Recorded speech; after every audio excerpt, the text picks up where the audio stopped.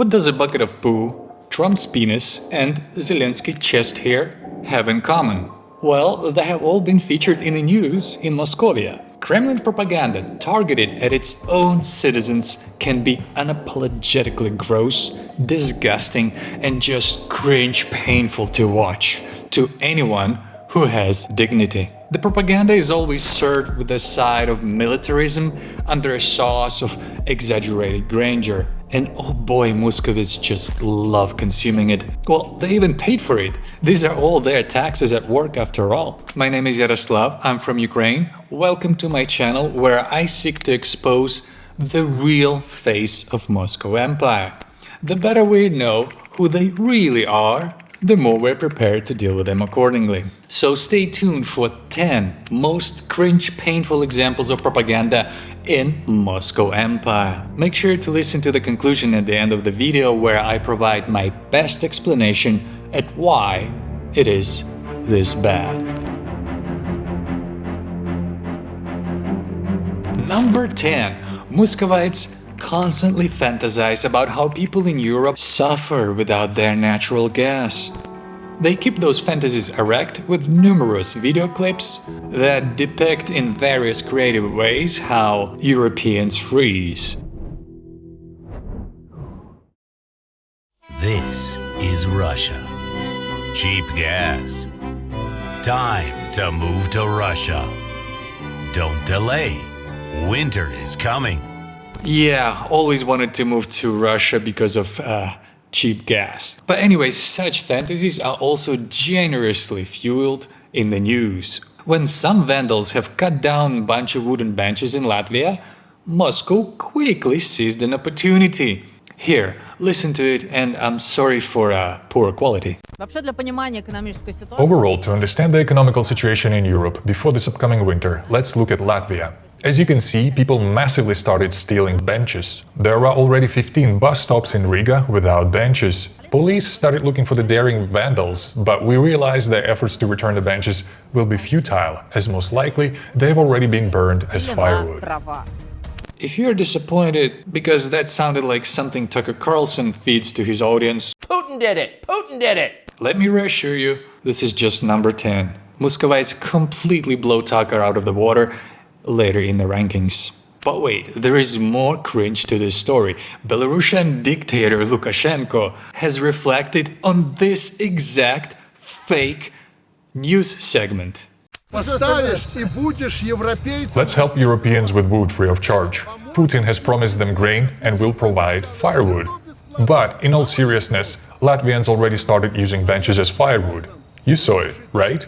So, it's not a joke. If Latvians need wood, which is very expensive there, let them come to us. We'll provide a patch of dry forest they can cut down. So, that was that. Latest example of the cringe in Muscovy propaganda. Brace yourself for what is about to come next. At 9th place, I have the oldest news segment, aired all the way back in 2015. Let's just listen straight to it. School. Ordinary school number 106 in Zaporizhzhia, Ukraine. Teachers during the class of biology educate little children in the 3rd and 4th grades that they should care about parus birds because they're blue and yellow, like Ukrainian flag, while also educating kids to hunt for bullfinch birds, as those resemble the colors of the Russian flag. Needless to say that students were completely unaware that they had such classes. Not to mention the colors of the bullfinch are black and red, which resembles Ukrainian insurgency army colors. So that statement makes no sense at all. That segment was meant to serve one purpose only. It is to spread hate towards Ukrainians. So that 7 years later, after daily injections of such hatred, they wouldn't question why they need to go to war with Ukraine. This guy, Vladimir Rogo, to this very day remains a well-respected journalist there. For being skillful at spreading hatred, he remains a welcome speaker on many Moscow TV shows. Talents like his are always in high demand in the empire of evil. Number 8. This one is hard for me to comment, so let's jump straight in. Ukraine has begun genetic experiments to design a nation so that Bandera fighters would never end. In Kyiv, they cryopreserve the sperm of Ukrainian soldiers. They freeze the semen so that in the event of death, their wives can give birth to more children. The best gene pool of the country right now is at the battlefield. Any soldier can donate a sample for preservation, completely free of charge. Then a group of scientists will choose the best from the best. And apparently, with the help of artificial insemination, they are preparing to breed a selected army of Ukrainians with an increased level of russophobia.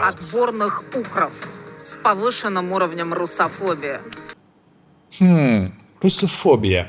This is such a wrong term. Phobia is a Greek word. It means excessive and persistent fear. Russo is the name of Ukrainian medieval state. Why would Ukrainians be afraid of their medieval state? It makes no sense at all. Not to mention, Ukrainians are probably a nation who fears Muscovites the least on this planet. For lack of a better term, I'll be calling it from now on Moskonaftia. Naftia from Greek translates as nausea, sickness. We are sick and tired of Moscovia shoving its imperial nose into the affairs of our country and other countries for that matter. When we see their nose in our internal affairs, we experience Moskonaftia. If you have a suggestion for a better term, please leave it in the comments. Number 7. And this one is really disturbing. I think it's common knowledge that Muscovites are homophobes. But watch how they masterfully redirect their hatred of homosexuals to Ukrainians. Вот вам боевой педераст. Here is a combat faggot. We are showing this because everything is already online and there are no secrets. Nikolai Khudyanov from Kharkiv Territorial Defense Unit. His platoon has been labeled Blue Oyster. The platoon commander, against the will of the soldier, has bonked him under the tail. Вжарил ему под хвост. Я Худяков Николай Иванович. I, Hudyakov Nikolai Ivanovich, born 1988 in Novosibirsk, at the age of 3 moved to Ukraine. Listed in the Territorial Defense Unit since 26th of February. Combat faggot. I'm sorry, what is a combat faggot? It was an order. I was bonked under the tail by the platoon commander. Do you mean he raped you? Yes, 3 weeks ago. What else? We were stationed near Barvenkovo. Now I'm here as a POW. Hold on, are you a homosexual? No, I am not a homosexual. I only followed the orders. Did the commander execute many of such orders? What do you think? Yes, I think many. Подождите, то есть вы гомосексуалист?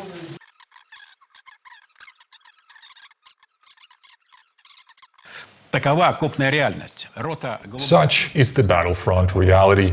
Platoon Blue Oyster still exists. His platoon commander still exists as well, without any unicorns on the arm patches, without any gay parades and colorful haircuts.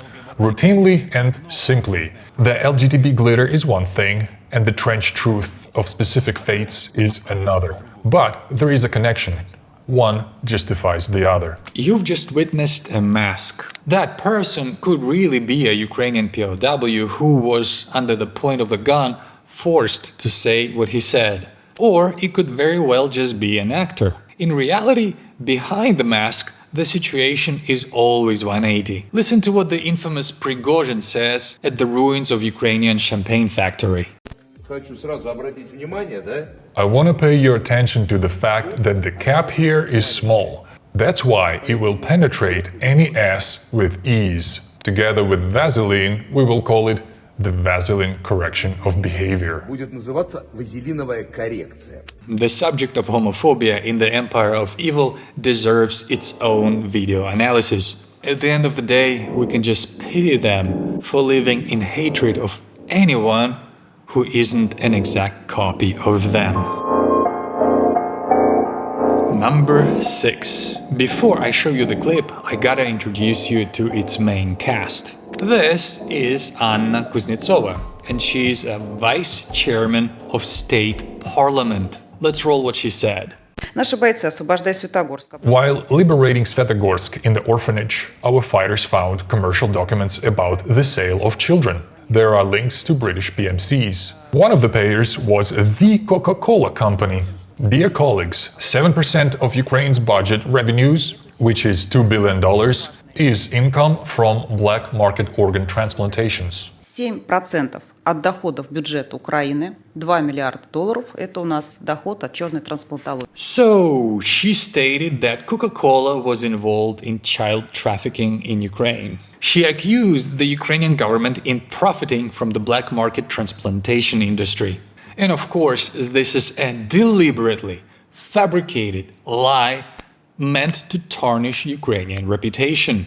And as usually the case, the situation is 180. There are confirmed reports that Moscow Empire is returning Ukrainian bodies without organs. As you see, Muscovites are not aware what dignity is, which makes it okay for them to peddle any kind of dirty lies, whether it's child trafficking, combat faggots, biolabs, Christian prosecutions, that Ukraine isn't a democracy, and unfortunately, their tactics work. There are US senators right now who help Muscovites peddle their lies and tarnish Ukraine. Let that sink in for a moment. United States senators are helping not the United States allies, but they're helping United States enemy. What is this, if not a definition of betrayal? How long will it be till Marjorie will voice that Ukraine is trafficking children? Ukraine has trafficking of women and children in unspeakable numbers. It's a known country for child organ trafficking. This is what they do to orphans over there. She already did. She already did. It's... Oh.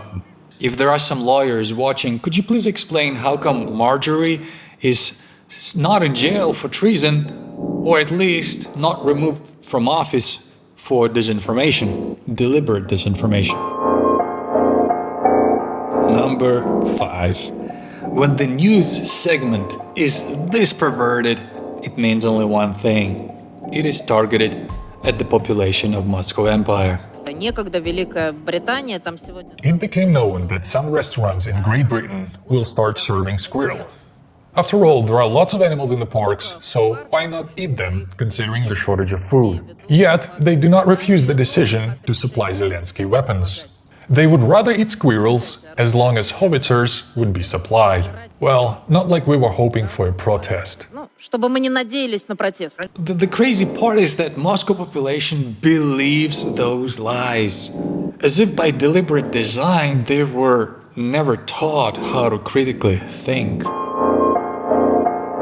Number 4. This masterpiece of Moscow propaganda has inspired me to make this very video. The official name of this news segment is Dictator Zelensky has won back his chest from his hair. This particular news segment was aired before the war, nationwide, Sunday evening primetime.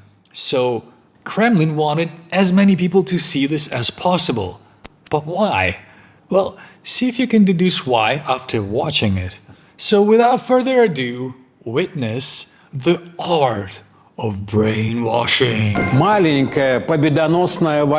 A small, victorious war. This political technology has long been resorted to by leaders all over the world, whose positions within their own states have been shaken. President of Ukraine Zelensky is in exactly the same position. His ratings are extremely bad. Under such conditions, he also declared a small victorious war and immediately won this war against the hair on his chest. I don't understand why a southerner should be ashamed of his hair.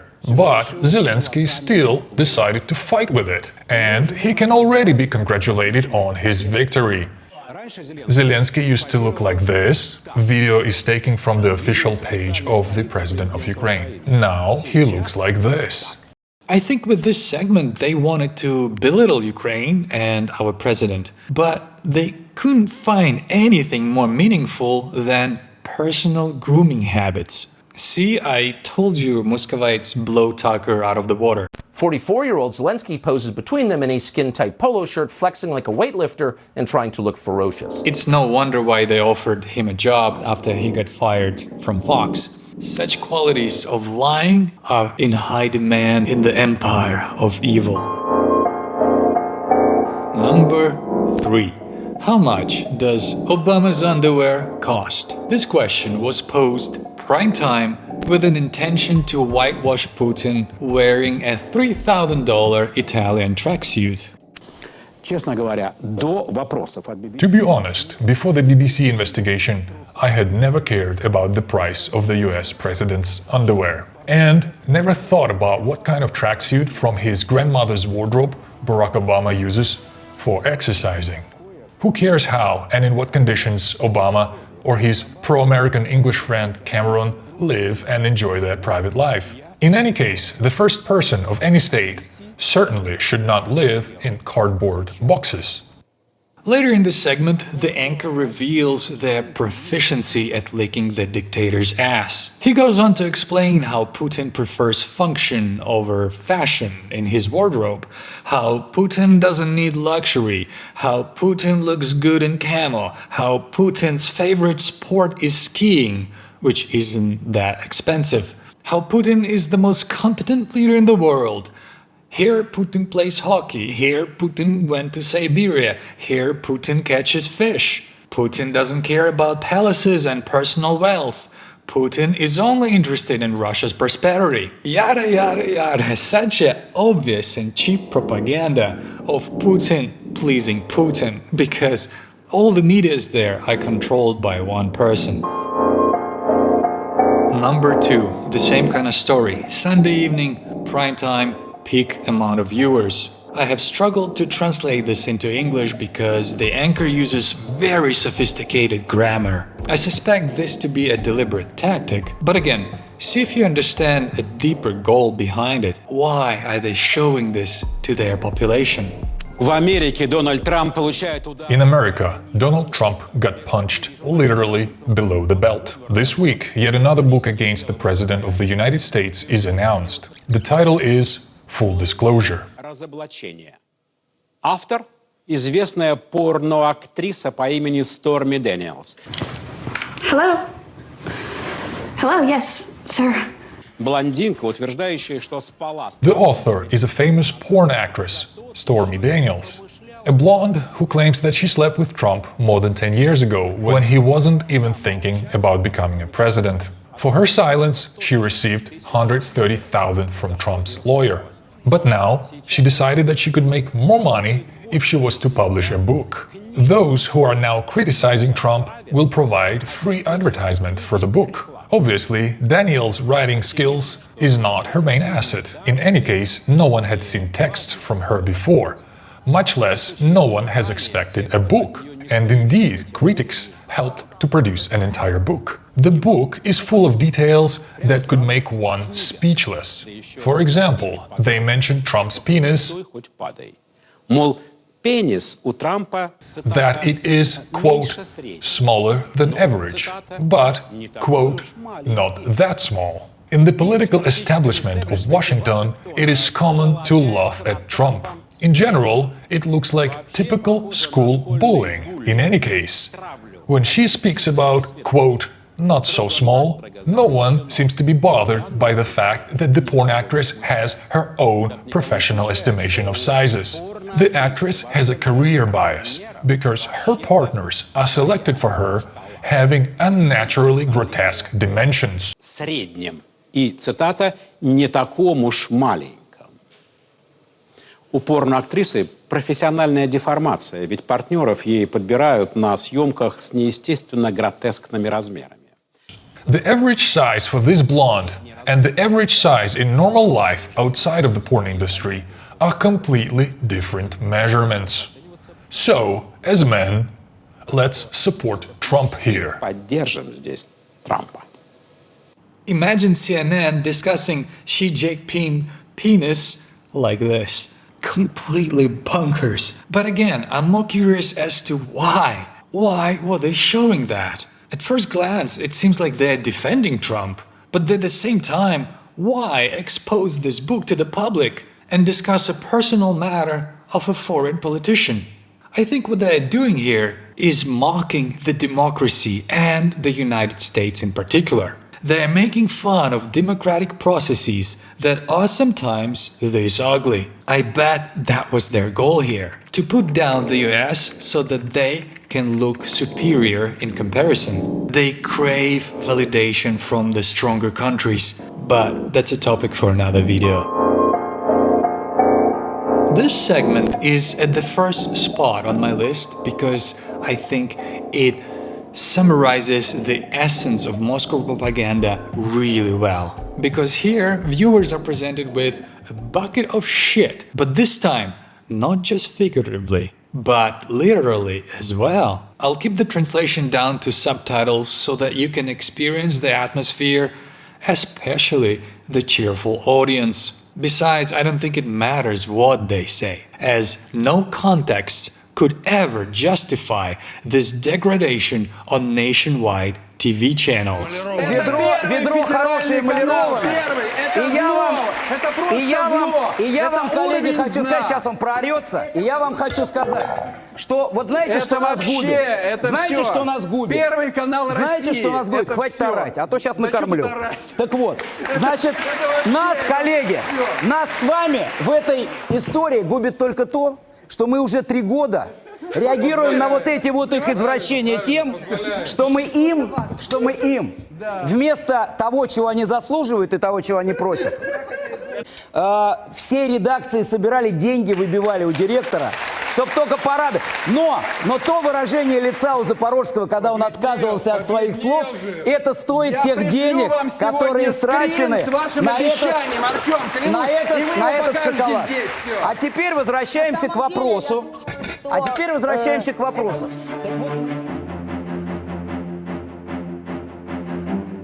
I will argue that Moscow propaganda to education is like matter to antimatter. While education's primary goal is to make people smarter, Kremlin's propaganda goal is to make its own population dumber. Because when people are dumb, they are much more obedient to the state. They question less. They don't require freedoms or opportunities for individual growth. The third law of human stupidity says, a stupid person is one who causes losses to another person or a group of people while suffering losses themselves. And this is also a definition of the current war against Ukraine.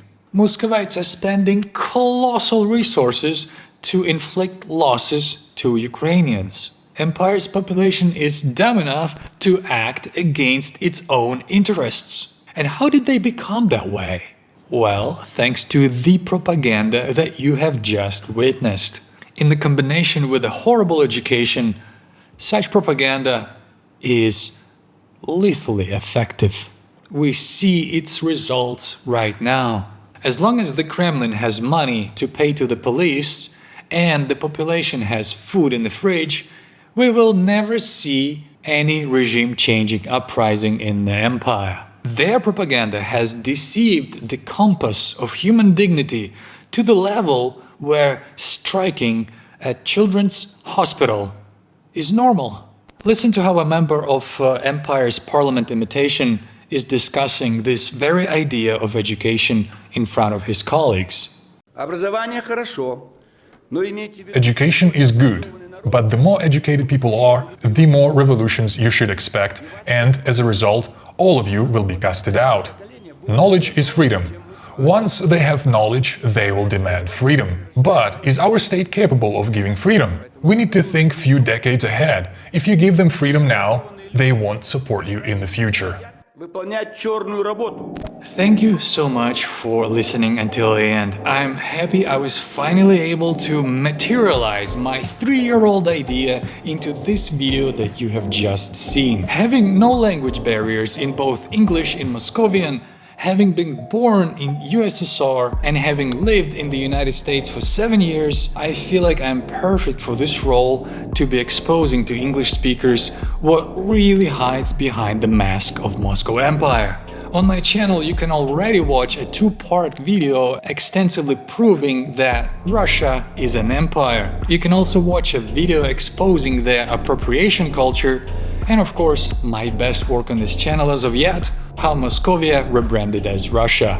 I saw they attempted to debunk it, so in my future videos I'm excited to show you of just how pitiful their attempt at defending their fake identity was. Subscribe and press the bell icon not to miss that video. I'm looking forward to transition from my full-time job to full-time growing this channel, so I could be creating higher quantity videos and higher production quality videos for you. Your support can make a huge difference. If you enjoy my content, please consider sharing this video in your social medias and supporting my work through Patreon or Buy Me a Coffee. Thank you so much again. Until next videos.